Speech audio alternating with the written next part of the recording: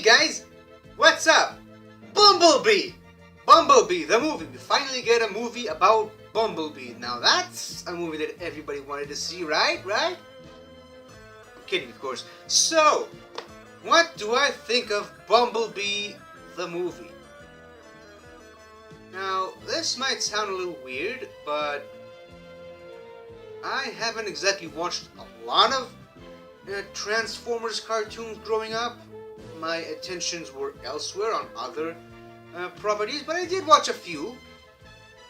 And from the very few that I actually got to watch, I gotta be honest, I feel like a kid again. That movie just took me back to those days of the Transformers cartoons. Even though I haven't watched a ton of these, in fact, other than Optimus Prime, I can barely even name any other Autobot that I watched on those cartoons. I think I watched some really obscure versions of the cartoons, really weird spin-offs. But maybe this could be my excuse to start revisiting those cartoons, to just go back and watch all of them, because I really enjoyed Bumblebee, the movie. The movie was just so good.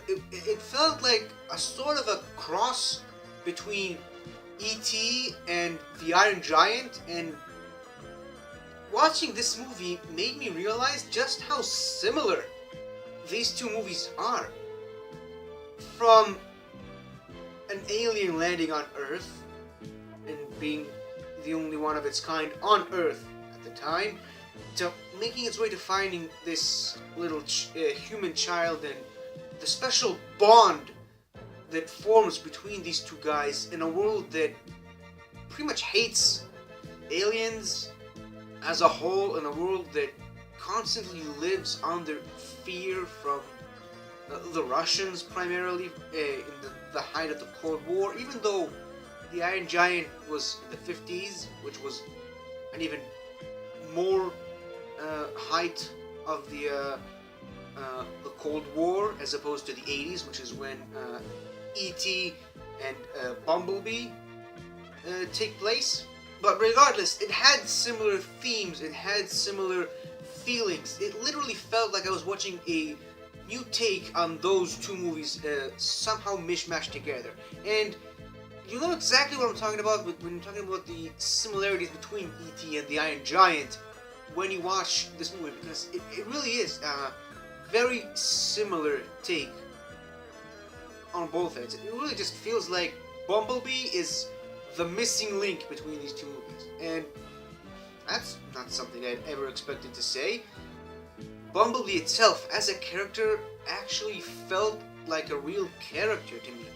Bumblebee, even when he doesn't speak, and even when he does speak, he feels like a fully formed character, and not some, mishmash of CGI whatever that goes around punching other CGI giant creatures. Surprisingly enough, he feels a lot more human than most of the other characters in this movie. Speaking of human characters, Haley Steinfeld as the lead of the movie, which she is, other than obviously Bumblebee himself, she was just incredible, and the bond between her and Bumblebee, and you really feel it. It's part times a movie about a kid and his pet, and another part a movie about a kid and his car, and her car, to be more precise.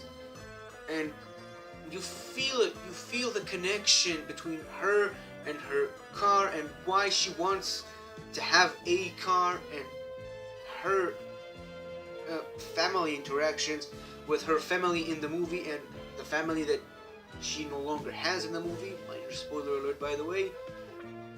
Haley Steinfeld really sold me on that character, and I really enjoyed her take on this thing. And it's really nice to get an actress of the caliber of Haley Steinfeld leading a movie like this. It's something that we really needed from these Transformers movies. It's something that I can't really say that I got that much from Shia LaBeouf. And the only three Transformers movies that I've watched, because I didn't even watch the Mark Wahlberg ones. Regardless, that's a whole other story. John Cena, he was very good in this movie. I gotta be honest, I first thought that John Cena was gonna be some two-dimensional cardboard cutout of a character that, oh, I'm a military man in the 80s and I hate aliens and blah blah blah blah. Nope. No.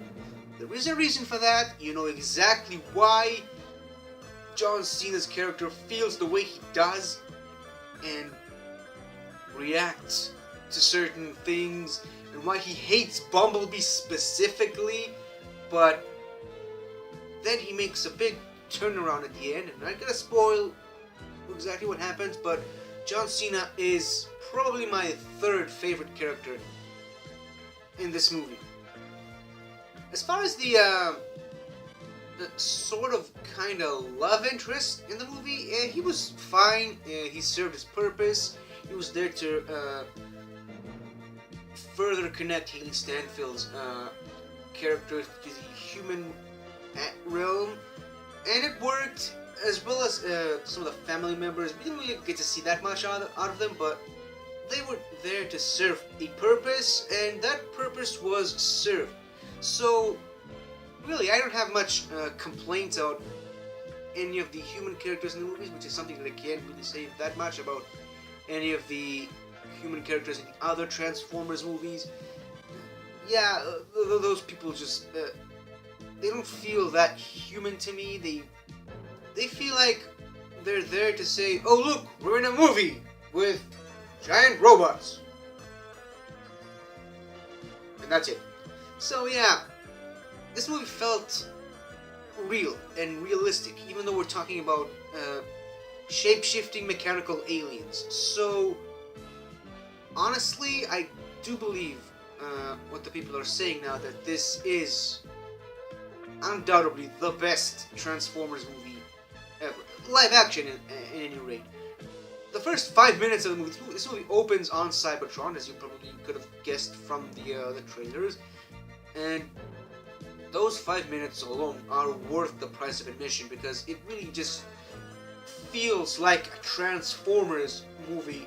You see all of the potential that this universe can have, and if you stick around all the way to the end, there's a little bit of a setup for a sequel that could potentially tie in with the Michael Bay first Transformers movie from 2007, but alternatively, it could also set up a sequel to Bumblebee that isn't necessarily related to the Michael Bay Transformers movies. And really, I'd much prefer the second option as opposed to the first one.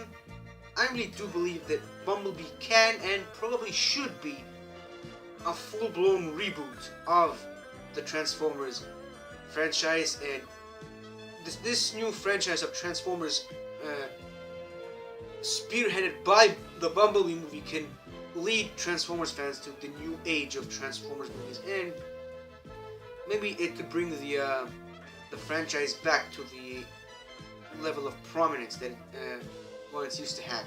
So, that's my thoughts on Bumblebee.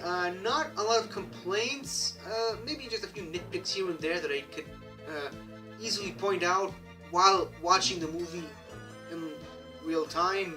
Maybe a commentary perhaps one day, but other than that, yeah, I really enjoyed Bumblebee. It's a fun, enjoyable, nice time in the movies, and I recommend you guys can see it. So, until next time, Autobots transform and roll out. Hello again, everybody. I hope you liked this video, and if you did, please remember to like, share, and subscribe to my channel, where I do all kinds of weird stuff like showcase all these things, you know, trailer reactions, movie reviews, all kinds of fun stuff. So, until next time, I'll see you guys next time.